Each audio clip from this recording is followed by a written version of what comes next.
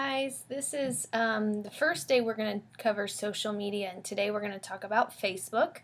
And by no means do I claim to be a Facebook expert. There are a ton of people out there who have done more Facebook in reference to their business and had even more success. But I just want to share some basic things to get you started and some tips that I've learned along the way. So, if you're going to be using Facebook for your business, there's a couple of things that you want to keep in mind.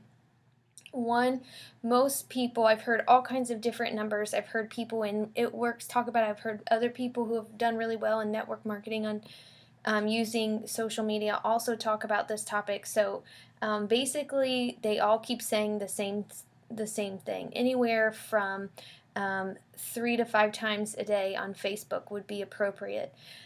John Eric is really great at telling us how to run Instagram and Facebook because they're distinct entities, and so you want to do them a little bit differently.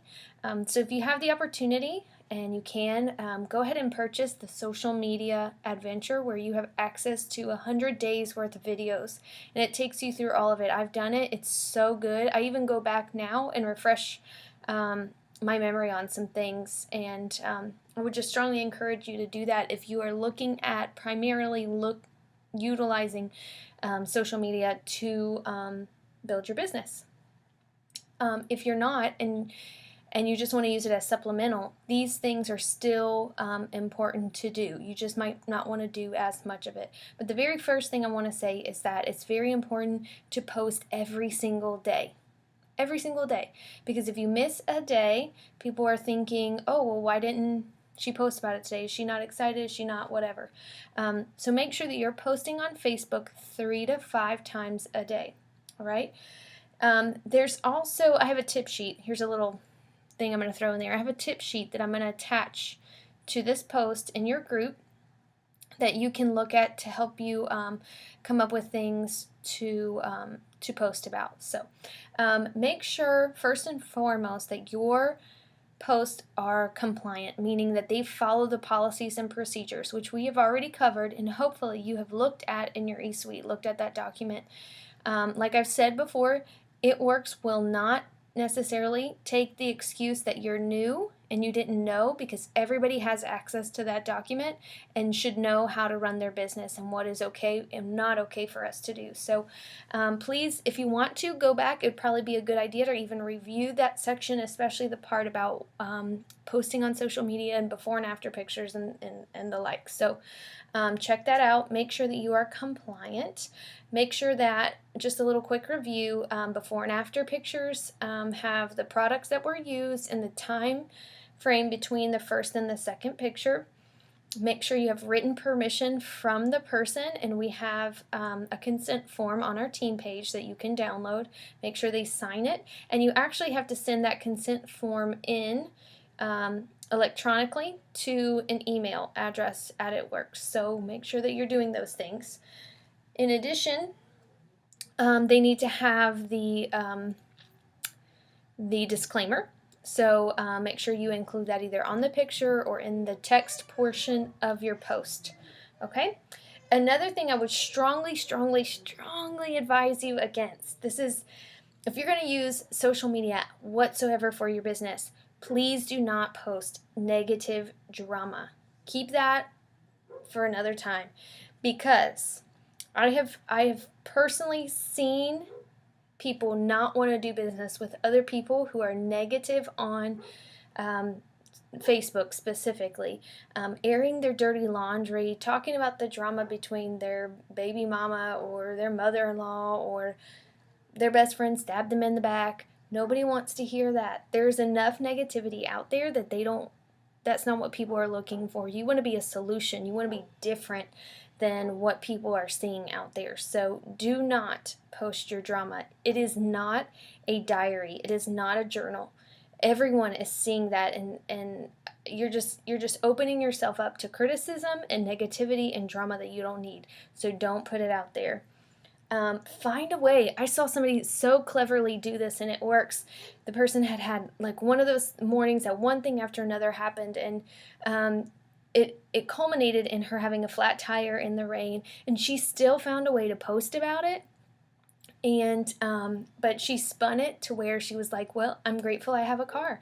I'm grateful that it works, provided this money that I don't have to worry about the tow truck or getting a new tire or whatever. So she found a way to turn something negative um, into a positive and encouraging and inspiring post for other people to see. So remember that people are attracted to that. When people are positive and inspirational and people are grateful, when you're showing gratitude, people like that. They're attracted to that. So by doing that, you might be attracting someone one step at a time, one post at a time towards you and your business. So keep that in mind.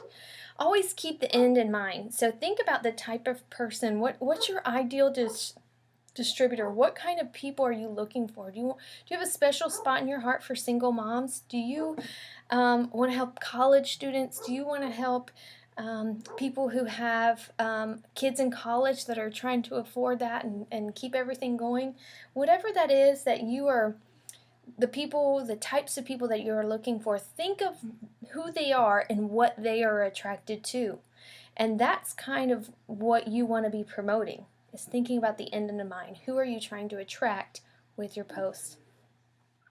I'm going to totally steal from Jade Hooper because I've watched a lot of Jade Hooper, and a lot of these things that I'm telling you have come from her. None of these are my original ideas. So one of the rules that she uses is the 3-3 rule. So every day on Facebook and or Instagram, I think on Instagram she does more, but on Facebook specifically, it's a 3-3 rule. So she does 3 before and after pictures and then 3 lifestyle posts. Now that can be, the lifestyle post could be things like her and her son in bed together, waking up, that her son being her alarm clock. It could be them playing at the park. It could be the food that she's eating. Just your life, your normal life. Be you, be who you are. That's what people want to see. So some of the posts that you can make are lifestyle posts, business posts, product posts, action posts, and before and afters. Those are just some suggestions. When I first started trying to utilize social media, I did not know where to even begin. I was a bit overwhelmed at how to approach that, so that's why I'm giving you these details. But make sure you're being authentic. Be you. People will be attracted to that, and then you don't have to fake it. Just be you. So another suggestion are action posts. You actively doing your business. That could be you at a wrap party. That could be you at some sort of corporate or team event, a training with your own team, whether it's a big one or a small one. When you enroll loyal customers and distributors, share how excited you are for them to begin this journey of a healthy lifestyle or trying to make extra money or whatever it is.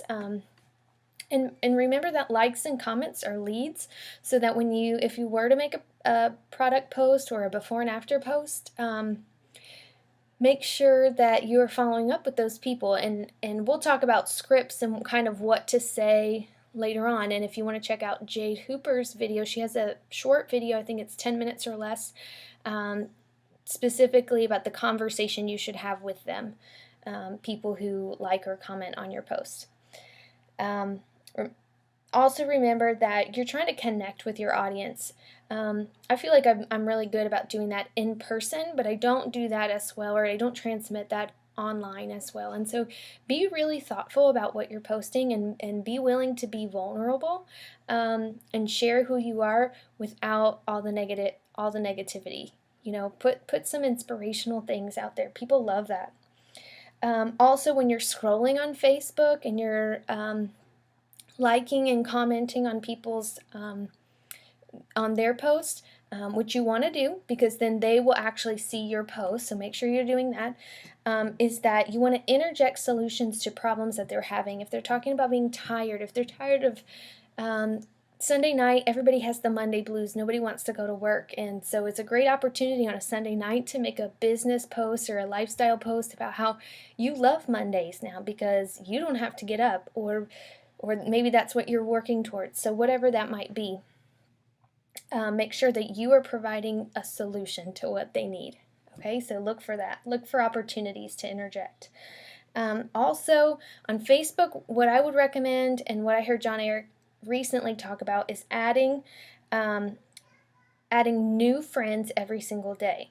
So that number might be 10, and that's the number that I'm going to use is adding 10 new friends a day on Facebook. Now, on Instagram, on another video, we'll talk about how many people to follow and all of that, but this is just specific for Facebook. So I would suggest friending 10 people a day, new people. Remember, you have those suggested friends. Go ahead and friend those people, and make sure that you're engaging them by liking and commenting, and building relationships online with these people. And you can start slow. You don't want to look like a crazy stalker and friend them and they accept you, and then you go and like 100 other pictures. That's not a good idea.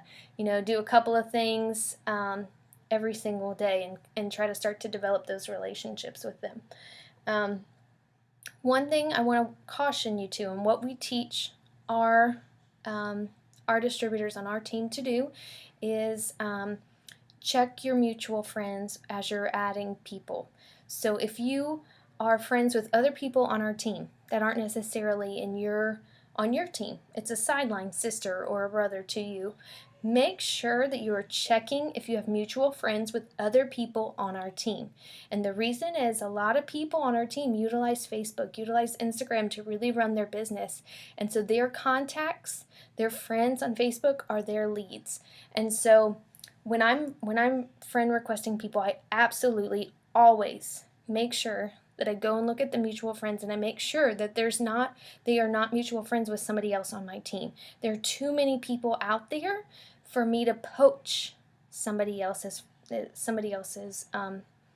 contacts, and these are cold contacts for me. So I don't. There's an infinite number of cold contacts that I can acquire.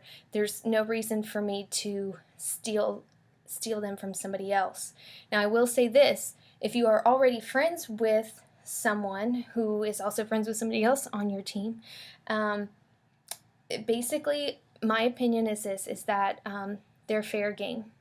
Okay, and if you're a little unsure, it's always better to contact that other distributor and say, hey, I was thinking about contacting this person. I saw that you were a mutual friend. Have you already contacted them? It's just common courtesy, and by taking that initiative to kind of not try to step on their toes, you're going to generate respect from your sideline family, and you want to make sure that we are operating with integrity and with respect for our other teams. So that's just my opinion on the matter.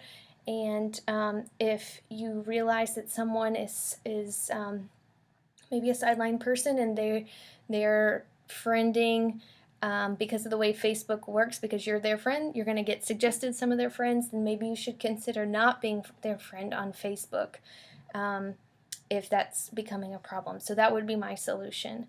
I hope this was helpful for you. If there's anything else that you're unclear about, please reach out to us and let us know, and we would be happy to clarify. So check out the document that's going to be attached to this post, and I hope that it really helps you come up with some ideas on ways to build your business on Facebook. Have a great day.